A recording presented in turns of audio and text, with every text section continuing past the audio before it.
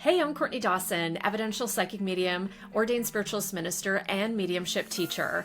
For the last 11 years, I've been working professionally as a psychic medium and have been training people globally for the last 9 years in how to develop their own mediumship abilities. I'm going to be pulling back the curtain on my own mediumship development journey. I'm going to be sharing with you the highs, the lows, the losses, the growth, and everything in between. This podcast was built because it has the conversations that I was looking for when I started my own journey. Whether you are wanting to know if life continues beyond bodily death, what does it mean to actually channel spirit? Maybe you've had some experiences that you can't quite explain and are looking for someone to guide you on your own mediumship development journey. You are in the right place. I am so glad Spirit brought you here. Let's dive into this week's episode. We have returning guest, Virginia Belliveau. She's an evidential psychic medium and mentor who delivers healing and validating messages from loved ones in spirit. Her path began with an unexplained paranormal experience in early adulthood, which later led her into a profound awakening during a period of anxiety and existential questioning in 2022. Through deep exploration of intuition and spiritual connection, Virginia discovered her ability to communicate with spirit in a grounded and evidential way.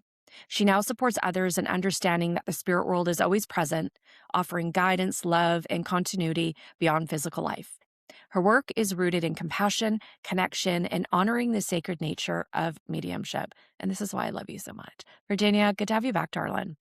Thank you. Thanks for having me. I'm excited to be here today. You and I have something that we ended up talking about on social media. I think I might have posted something and I don't remember the exact phrase or caption, but you and I started talking and then we headed into the DMs. We're like, there's a bigger conversation here. We Yeah. need to get into this. We both do mediumship. We offer readings. We both support others in developing their mediumistic gifts. And one of the things, pardon me, that you and I were talking about is that there's so many people that are awakening to their mediumistic abilities.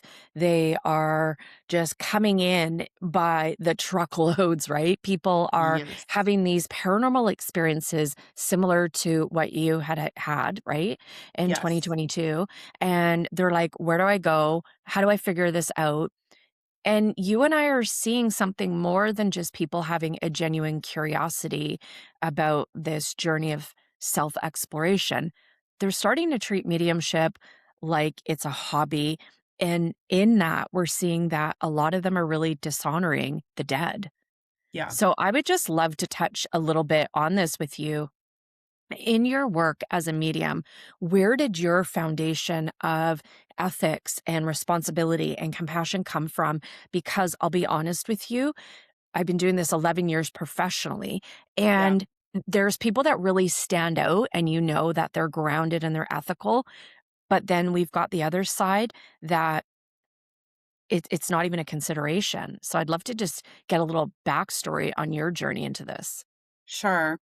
Well, I will say that I feel fortunate that I had people mentoring me along the whole journey.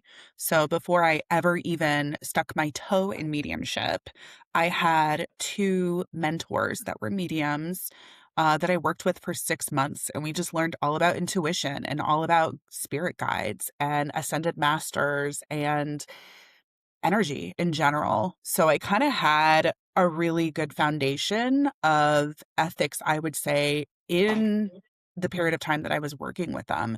Then I became a Reiki healer, level 1 and level 2 certified. So again, revisiting ethics, revisiting boundaries, with other tapping into other people's energy, things like that. And that's when my mediumistic experiences started happening. So I already had a whole year of training, so to speak, about what was appropriate, what was not, um, when it comes to working with other people. I also think that my life experience probably has a lot to do with that as well, Courtney, because I was already working with the general public. I was a Wow. hairstylist for 17 years. I was a cosmetology instructor working with students that were training to become cosmetologists. So I already knew how to handle things in a professional way. I knew how to have hard conversations. I knew how to correct something when I made a mistake and like speak up for it. And I feel fortunate that I felt like I was prepped for that before I ever even got to where I am. However, I think a lot of people are very, very curious in what's happening right now because, like you said, they're experiencing communication with their loved ones from beyond the veil. They're getting the signs. They're seeing the 1111 all day long and they're waking up and they're like, oh my gosh, this is crazy. I feel like I'm communicating and sensing, and they are. That is real. However, they're diving into development head first without realizing there's a responsibility that comes with this. And they need to create an intention around what's my end goal here? What's my end goal in my development? Is it just to learn about my ability and my unique way that I communicate with the spirit world? Or is it so that I can help other people heal? I think we are not sitting down to really think about that before we start that journey right now with a lot of people. That's what I'm seeing. And I Yeah. agree with you in that. And I can understand where people they start have, different paranormal experiences. For myself, I've been having them since I was a little kid, literally a toddler. I don't know any different. Seeking guidance and answers from people like my world was basically just the Christian religion, and my parents were elders in the church. So I was pretty limited on who I could connect with and ask for guidance on from. When I was a teenager, there wasn't the internet, so I couldn't hop on Google and get the answers, and there wasn't social media. Like, I didn't even get on Facebook until 2007, Yeah. okay? So, connecting with people is really important, but now we've got the internet, we have social media, and when somebody has a paranormal experience, the first place they're gonna go to is the It's internet social media. Yeah. and social media. Exactly, which I'm not downplaying that. I mean, I've grown my business on that. I love Yep. it. But there's a lot of different versions of mediumship, right? And Yep. we understand there's different types of mediumship beyond just the evidential communication. But when we're talking about spirit messages, there's a lot of different versions that I've personally seen on socials. And I go, oh, that's definitely different than mine. And Hmm. before I place a judgment, I go, is this person coming from a loving place? What is their motive behind it? So you're absolutely spot on. Intention is everything. Everything. And Yeah. I'm curious, Virginia, like when mediumship development, like right now, it is just booming. Everybody's taking a class, workshop, grabbing a circle. And their reverence for this work, the sacredness of the work that we do, really isn't keeping up or matching what mediumship was actually intended for. What does that Right. actually feel like to you as somebody who's taken the time to develop, to build that rapport with the spirit world, and then seeing other people treating it really like a novelty? Yeah.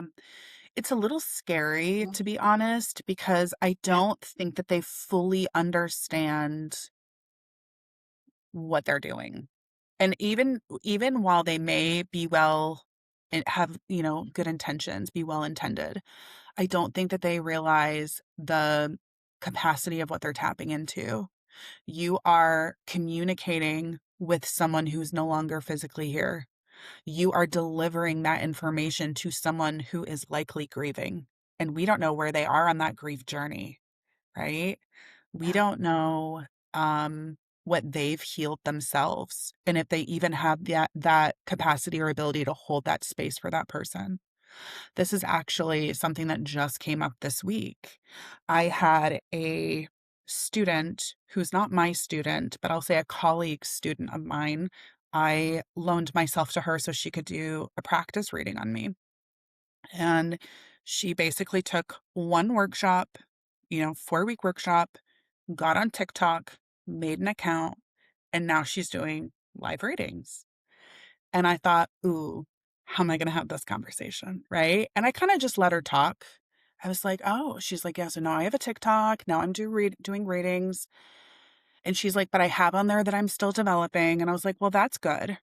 And she said, "But you want to know what happened to me, Virginia, this week?" She said, I gave a reading to someone. It was really accurate, but she started crying.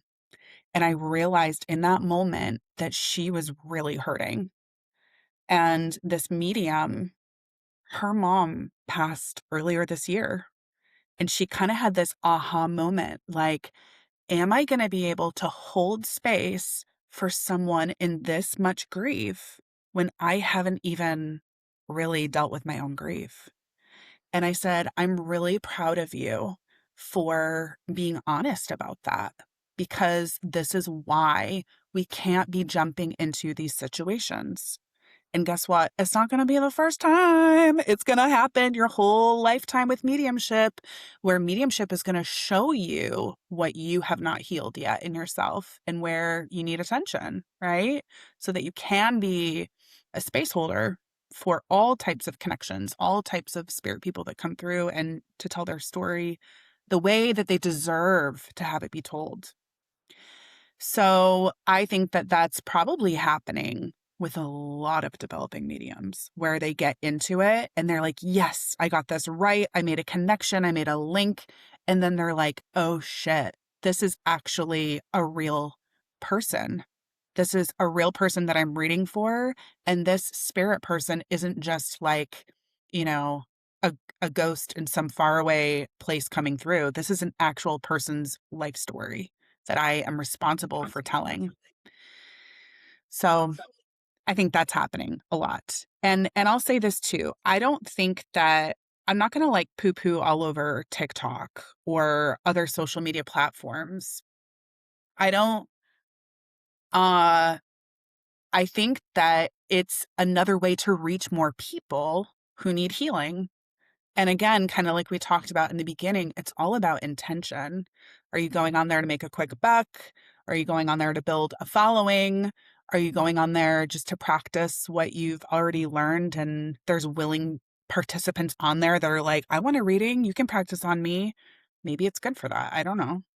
Back in the olden days, I used to have to like go to special Facebook groups and schedule Zoom calls with people to practice that way. But the times are changing now. It's a different generation. Everything's, it's different, a little bit different.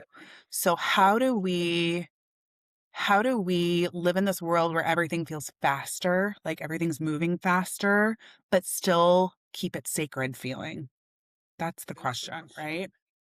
And that's really powerful what you're saying, because a lot of people, just even my own inner world within the Connected Spirit School, people at all different ages of their life, they could be in their 20s, could be in their 40s. I have some students that are in their 70s.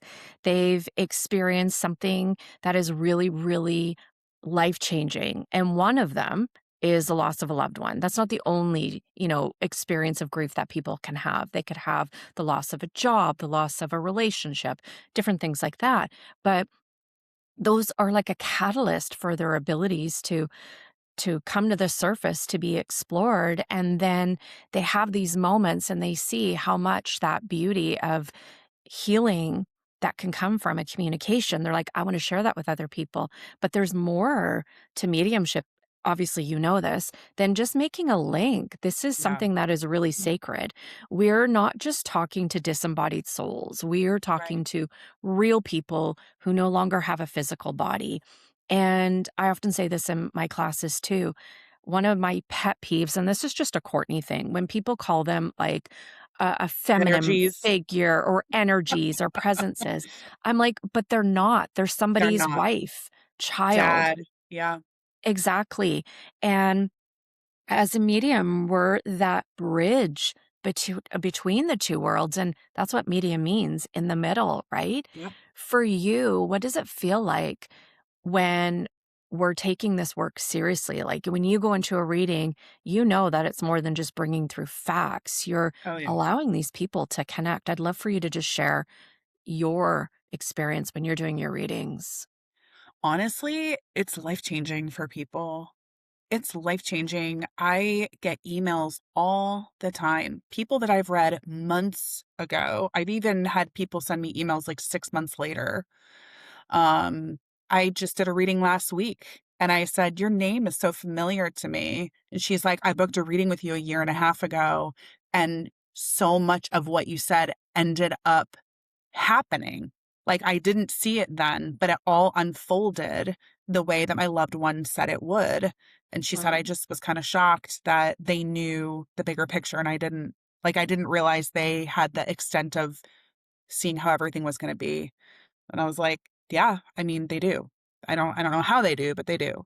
So, but that happens to me all the time where I'm getting emails where people are like, that changed my life.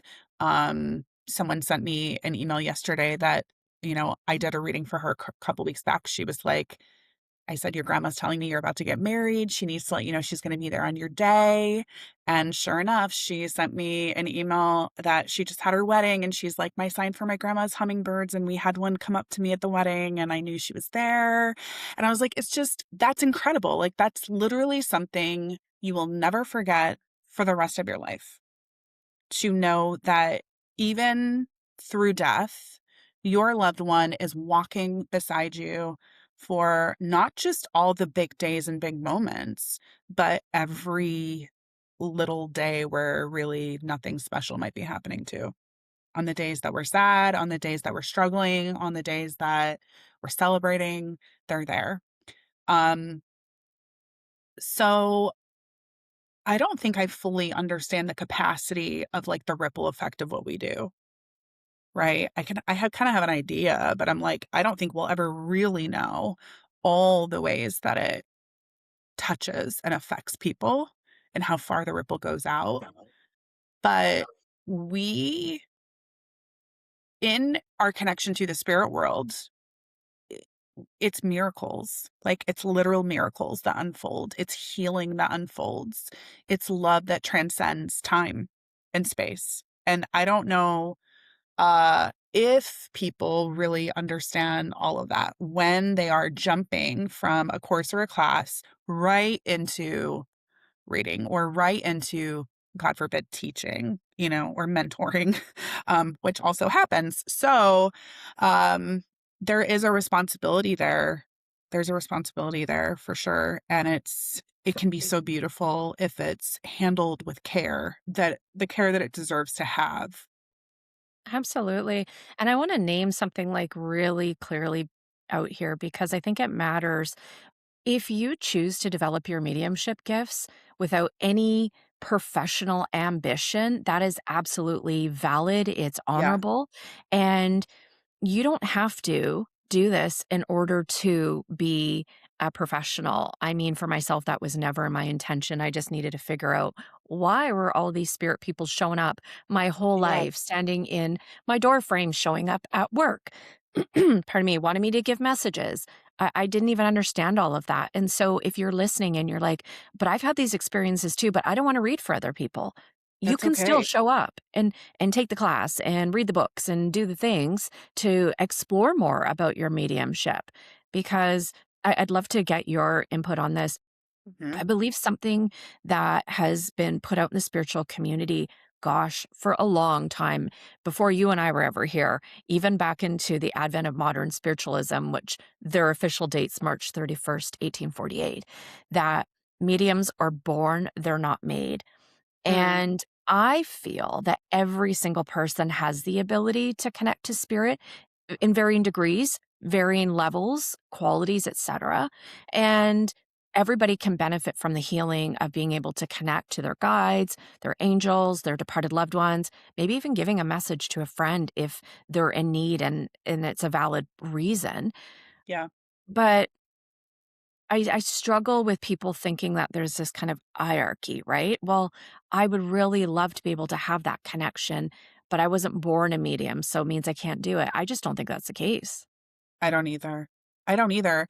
And I think sometimes that's kind of how what we've been talking about ends up happening because I am so passionate about telling people you don't really need a medium to connect to your loved ones.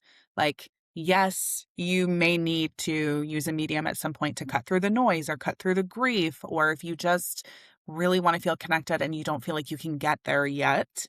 But I truly believe that every single one of us has the capability of connecting to the spirit world, for ourselves at the very least, right? Or like you said, with spirit guides, angels, etc. And I know that because I've seen it. I've seen it happen. I've seen someone who's literally never made a mediumship connection come to a beginner's course that they take with me and they are reading immediately, right? So I know that we can all do it. But like you said, it may not be somebody's purpose to read for the general public. It may not be somebody's desire to get on a platform and read for an audience. That's a little scary for a lot of people, right?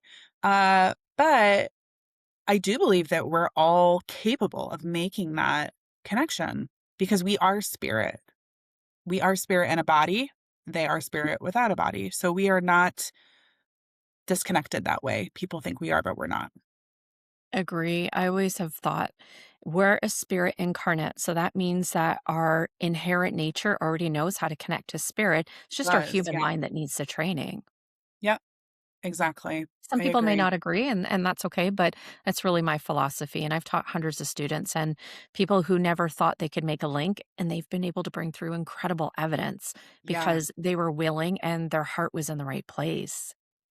It's cool to see, isn't it? Oh It's my like that God. light bulb moment. It's so Yeah. rewarding to watch it unfold in front of you, like, "Yep, you can It's do this too." so healing and powerful, and that in and of itself, I find, has so much purpose to my life. I go, "God, this is amazing," because you It really are is. changing people's lives, and this is where people who have taken the weekend workshop, maybe a 4-week class, which there's nothing wrong with doing that. I mean, I've done all those things too, but when you then decide, "Okay, I've taken a 4-week course, now I have all of the foundational tools and skills, and I'm ready to go work with the public," people that are grieving, people that are in depression because of loss, you have no idea what it's like to hold space for people that are on the verge of barely staying Hanging here on. earthside, Yep.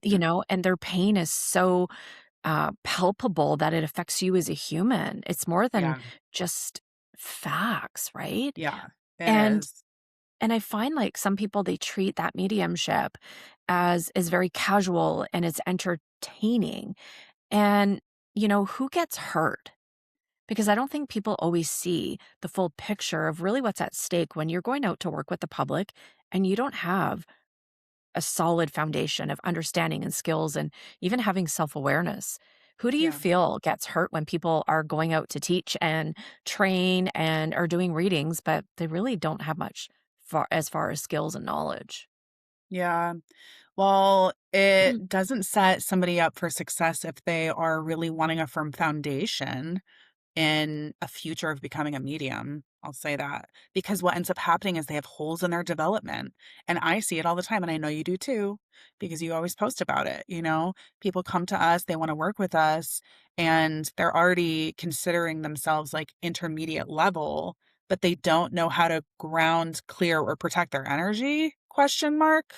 That's cray. That's crazy. That's like what we Yeah. learn first thing. Or they can't make a link without pre-linking. That's wild to me. Yes. That's wild. And I see that a lot. You know, no shade. We all have to start somewhere. We all have to start somewhere, whether we're reading a picture or pre-linking, whatever. I know we get into these little habits and sometimes they stay a little too long. Yeah. But where am I going with this?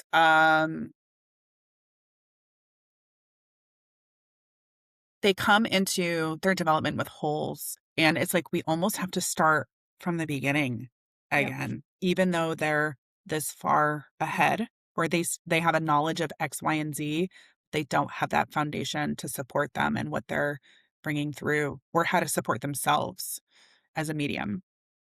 Definitely. And who gets hurt is the people that are on the receiving end of those messages. They are going to have evidence that is been filtered through that medium's untrained mind. Yeah. They're going to perhaps have information, evidence, facts the message portion of the communication that is being interpreted versus allowing the pureness of that spirit communication to come through. And then that actually dilutes the healing power of what their loved one in spirit wants to really share for that person. So, in essence, this is going to sound harsh, but this is just Courtney's philosophy. Y'all don't have to subscribe to it. But I really believe when you lack formal training, you are robbing people of the healing that their soul needs. Yeah, I That's agree. a big responsibility. I agree. It is. Yeah. Something I'm also seeing, and I'm very curious to get your take on this, is that I feel like people aren't willing to put in the work that it takes to Mhm. become at least a professional medium. So this is something the last couple months that Spirit has been talking to me about. My spirit guides and I have been talking about because I'm starting to see a pattern in when people come to me for development, where they sign up for a 4-week course, they show up to 2 of the classes, and they're not doing the homework. And I'm like, Spirit, I'm over this. I'm over this. I don't even care that the class is full. I want people who are going to show up and commit to what I'm doing. I'm giving my time and energy to teach what I believe is a strong foundation of mediumship, and I wholeheartedly stand behind it. But they're not willing to show up and work. They're not willing to show up and put in the time. They're not willing to do the practice readings during the week for homework. And I'm like, what the heck? Is this like a generational thing? Is this like, I'd love to get your take on what it is or what you're at least seeing, because I know when I was developing, I was like, I read almost every day. I like all the time. I was always practicing, always working out the kinks, always trying to figure out I need to understand how I work with the spirit world. I need to understand how my ability works. I need to strengthen this clair because it's kind of weak. I was always putting myself in a position, I need to stop saying so much. I need to open my eyes when I'm doing this. Like I was Mhm. always working on something. And maybe a teacher's pet too, because I love homework and I love staying ahead of the game. But why are people I'm seeing not committed to their development when they are signing up for a development course? That drives me crazy. And I'll say this, I'm teaching a class right now. This is the first time I've ever done this, Courtney. I said, no recordings. If you miss a class, sorry. There's no recording. You're not getting an emailed recording, because people weren't coming to class. And then they're like, well, can I watch the recording? Can I catch up with the recording? And I'm like, F that. Like, come to class, you know? Yeah. What's your take on this? And is this something that you see as a mentor, that people might not be taking their development seriously? Like, there's a curiosity there, but they're not willing to do what it actually takes to Yeah. develop. Absolutely. And I think it comes down to a societal thing. We want quick fixes and instant gratification. We want it now. If we just look at social media, if we look at the news, if we look at television commercials, there is a pill, there's a cream, there is a drink, there A is some shot. sort of yeah, a shot. There is some sort of technology that helps expedite the process. And when they get into a class with an ethical mentor who is like, before you can get to here, your goal, your end desire, your highest aspiration, this is the journey that's required. And people go, oh, wait a minute. I didn't realize that was involved. Right. Mhm, You just mhm. mentioned like the shot, right? Everybody knows what those are all about. And I'm not judging, but for people that choose to do that, however, you can't just take the shot and expect to lose a ton of weight, right? You still Right. have to eat nutrition. You still need to exercise. If you don't, there's side effects. If you take one little section of training, one little bit of training, and then you want to jump to your end destination, meaning being a professional medium, working with the public, charging, getting paid, what's going to happen is you're going to have side effects. You're going to have clients that are hurt. that you've traumatized, that have not received the full level of healing, they're probably going to ask for a refund. You're probably Yeah. not going to get refunds. You're going to have doubt and insecurities that are going to creep in. What's that going to do? That's going to shatter your confidence. And then you're going to be like, what did I do wrong? Well, you didn't train, period. Yeah. And you're not going to be able to educate them on how the spirit world actually works, because so many Absolutely. people come to a mediumship reading and they have these expectations about, oh, I want to talk about this. I hope they talk about this. I hope so and so comes through. And it's our job as the medium to be like, let me tell you how this goes. Let me tell you what's about to happen, and let me tell you what I don't have control over, Yeah. and let's keep an open mind, and da da da da da. And um if you're not even educated in your own connection to spirit, how are you going to be able to, I kind of tell my students that's almost like your insurance. Like, your intro is your insurance. Tell people how you work, tell people what they can expect, because they don't know. They Yeah. just want to hear from their loved ones, you know? Definitely, and that's what I teach my students inside the Mediumship Mastery Circle. That's one of the things after we've laid the foundation. When you actually start communicating, you have to let people know how you work because everybody works differently. Every medium's been Exactly. trained differently. Every medium receives information differently, and this is where we have to be really aware of ourselves as a human, but how our mediumship actually works. Because I Right. remember I was very, very fortunate when I decided to really start doing something with my abilities, meaning get some training. I had to be on a wait list to get into this mentor's class because she was full. She said, Spirit, I'm putting this out there. I really want to do the work, but could you like maybe expedite it? She calls me like a month later. I've got an opening. So I joined her circle and I was with her for 8 years.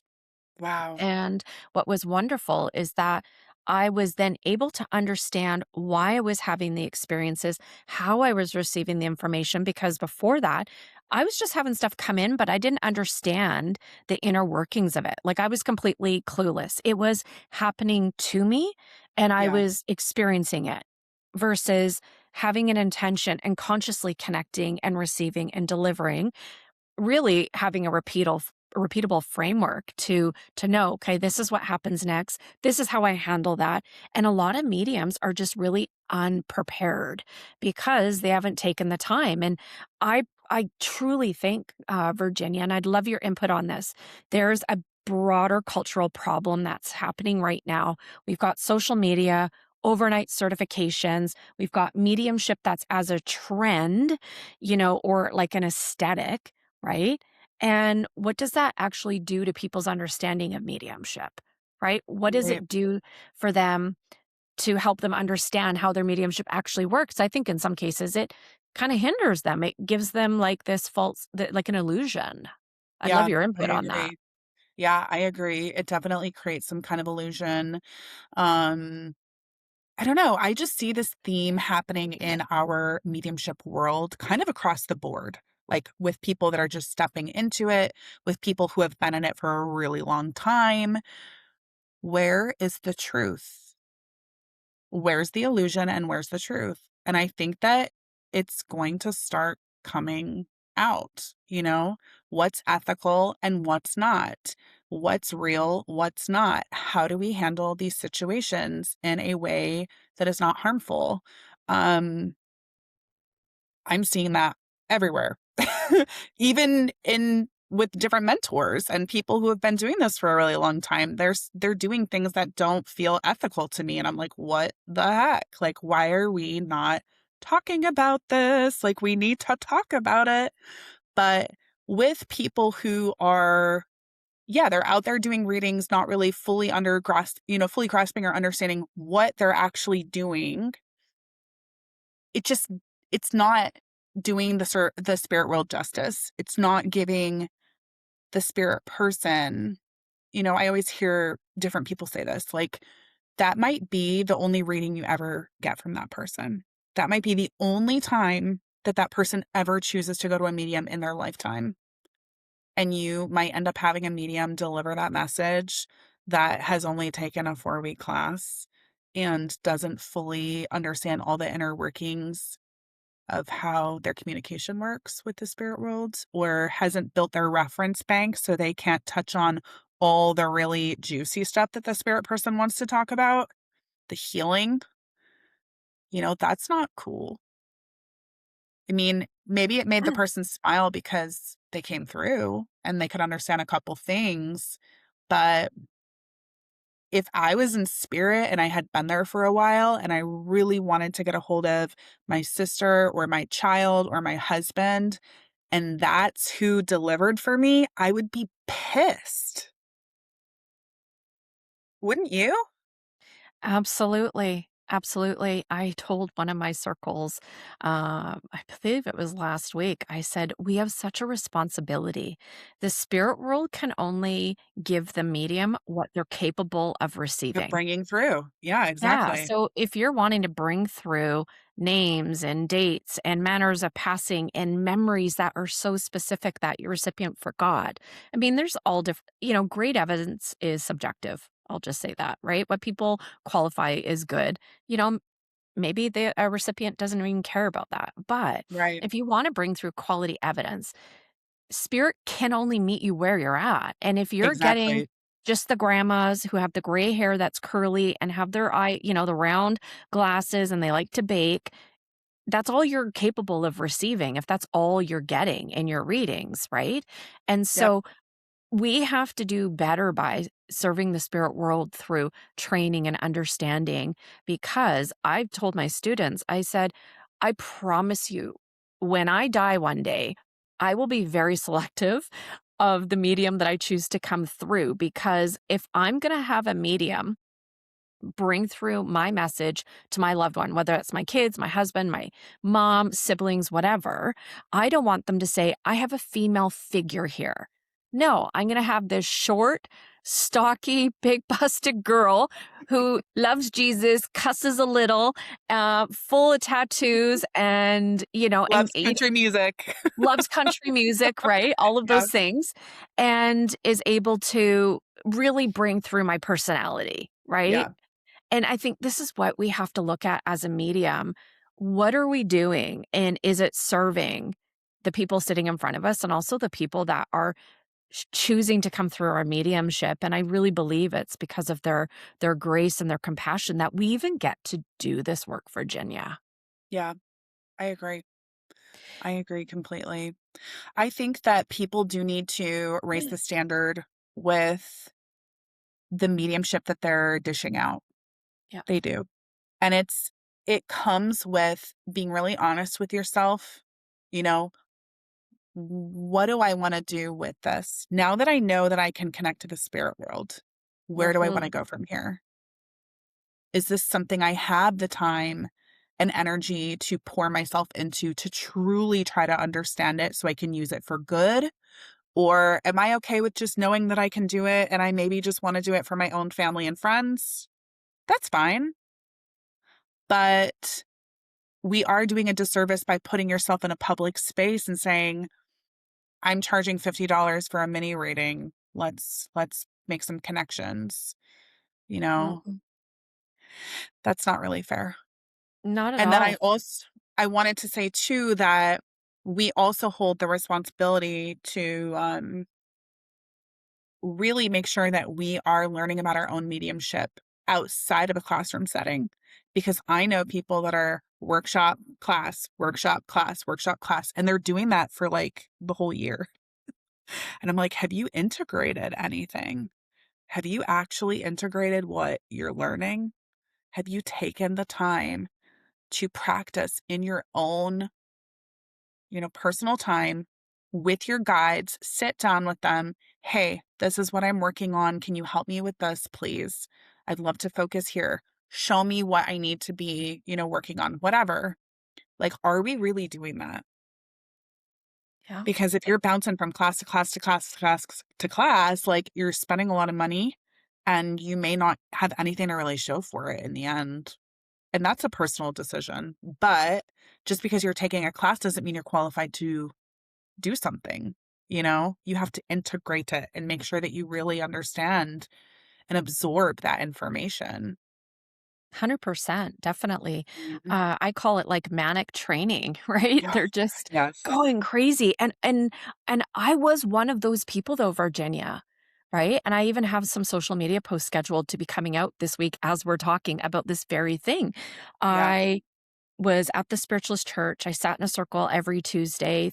Thursdays, they always had a program. So I was there after work for a couple hours till 10 o'clock. Then I was always taking a weekend workshop, and I did that for 3 years. And then I started to feel like I was burning out. And I said, Spirit, what's going on? They said, you have information overload. Everything's become convoluted. You need to slow down and allow Yeah. yourself to sift through what resonates for you, what doesn't, and then allow that to integrate, just like you're saying. Mhm. And Totally. it's not a judgment. It actually, the slower pace, meaning not even slower, but just pacing yourself, taking your time, being really immersed in the journey actually helps you progress a lot more quickly than just banging out a bunch of workshops and getting a quick certificate and go, okay, now I pin that on my wall. I'm ready to go. It just Yep. doesn't work that way. It doesn't. It doesn't. I always tell my students that it's kind of like a weight loss journey. Like, Yeah. you're gonna have a loss. There's weeks where you might not have any loss. You may plateau. You may fall off the bandwagon. You gotta get back on. That is the journey of mediumship. There's nothing about it that's linear at all. Yep. There's weeks in the last almost 4 years now, it'll be in September, since I started developing. There's been weeks where I'm like, am I even a medium? Like, what is going on with my connection this week? You know, I've had people pass away. I've had really stressful personal stuff that totally screws with my energy. It makes me feel like my connection's really quiet. That's all really normal stuff. And people lose their crap when they feel like they can't connect or they can't oh man, I really blew that reading. You know, it's like, so what? We've all done it. Yeah. We've all done it. But you have to put in the work that goes with it. I can't do it for you. I can't do your homework. I can't make you schedule your practice readings. I can't make you work through all your stuff, you know? Yeah, definitely. For someone Yeah. who's listening to our conversation, Virginia, and who's recognizing that maybe their approach to their mediumship development has been without this reverence to really the sacredness of what we do, what's the invitation back?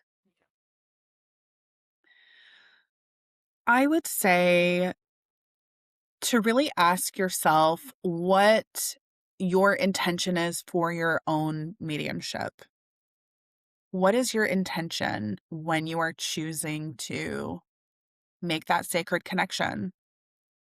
When you schedule that reading, when you do that mini reading on whatever social media platform, what's your intention behind that? And is the intention to bring the person sitting across from you comfort, healing, peace, and knowing that their loved one is still with them? Or is it for another reason? You know, is it for wow factor? Is it for, money? I don't know. But I can say that I know that that spirit person deserves more. If your answer is not for the healing benefit of both of them, the spirit person and the sitter, then you really need to be questioning, why you're doing it in the first place. That's my take on it. I love that. I agree Yeah. with you again, 100%. You and I, we're very different, but we have similar philosophies. And I think that's what's beautiful is that we can all Yeah. appreciate our differences, but we also, doing this work, come to this connection of we're doing this to be of service. Totally. That's what motivates us. That's what allows us to show up when we have the readings that don't go well, and the readings that do go well, they help us remember why we do this work in the first place and all of that. Virginia, can you let my listeners know what you have up and coming and how they can get in contact with you? Yeah. The thing that I have happening right now is going through the end of June, and I have my Friday night development circle series happening. Every Friday night, we meet and work through a theme that shows up in mediumship so that we can broaden our reference bank, connect to evidence or information we've never connected to before. And I provide mentoring in real time through the connections. We have non-medium sitters come in and sit for us. So it's like real life practice as if you were reading on someone from the general public. So it's super, super fun. We always have a really good time. There's lots of support. We have a chit chat after the circle and talk about our strengths or maybe what we could have done different. And all my classes are in session. Obviously, I do private readings. I do one-to-one mentoring. So all of that can be found on my website. Awesome. Everybody, all of that information will be in the show notes. Virginia, so good to have you on the show and to have this conversation. I was really excited to have it because I'm like, we need to talk about this. No, we do. We and do. We sheds really and we need, do. yeah, and shed some light because so many people are getting involved in mediumship, and we just want to really make sure that we maintain that high standard of ethics in the work that we do. Agree. Yeah. Thank you so much for having me. Oh, you're welcome, darling. The Connected Spirit isn't just a podcast, it's a remembering of who we are, a remembering of our connection to spirit, and a remembering that we are never walking this path alone. Mediumship isn't just about speaking with spirits. It's about deepening the connection to our own spirit, to one another, and to the energy that moves through everything. So as you leave this space, ask yourself, what part of this conversation stirred something within you? What connection is spirit inviting you to strengthen? If this episode spoke to you, please share it, leave a review, and connect with me on Instagram at Medium Courtney Dawson, or visit my website at mediumcourtneydawson.com. Your presence in this community matters because connection isn't just about what we seek, it's what we are. Until next time, trust your spirit, trust the unseen world, and trust that you are always, always connected.